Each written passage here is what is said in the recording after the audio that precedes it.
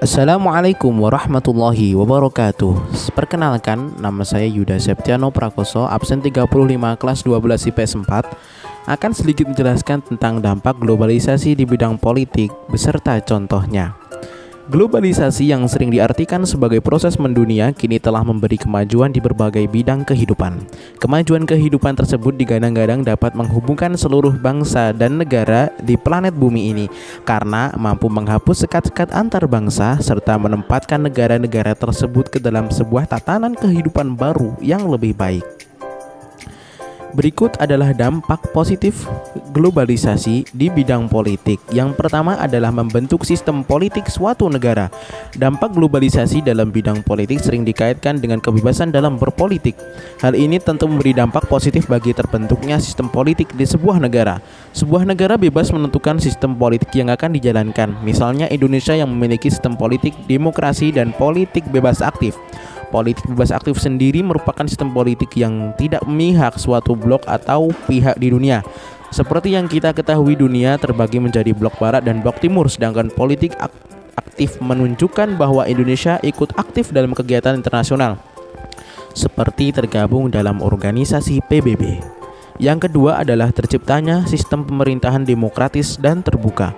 Hadirnya globalisasi di bidang politik memicu terciptanya sistem pemerintahan demokrasi di berbagai negara.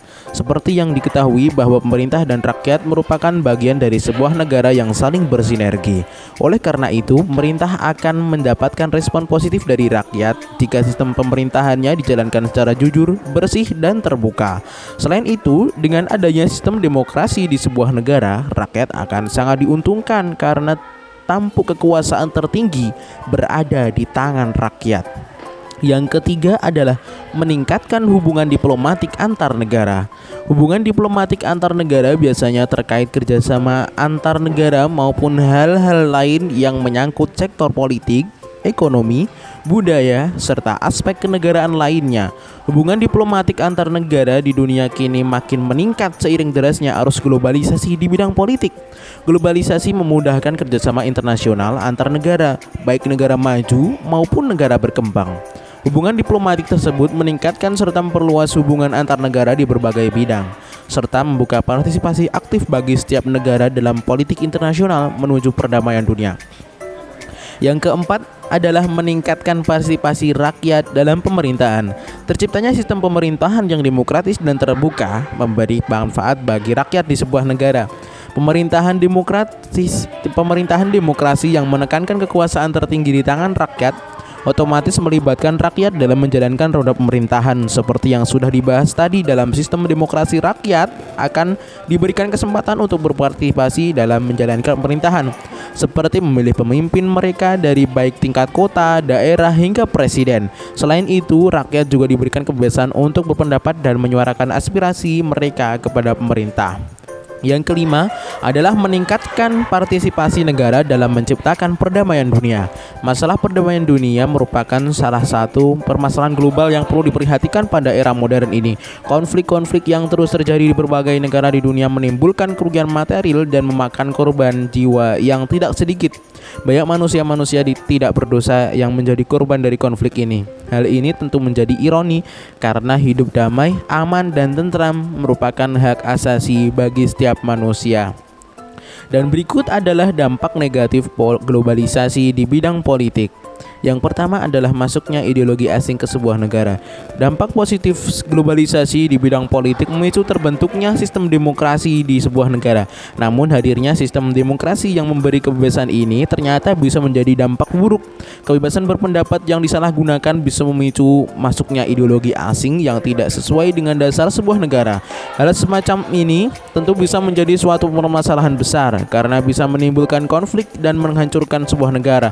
Selain itu, ideologi asing bisa berbenturan dengan ideologi dasar negara sehingga menimbulkan fanatisme.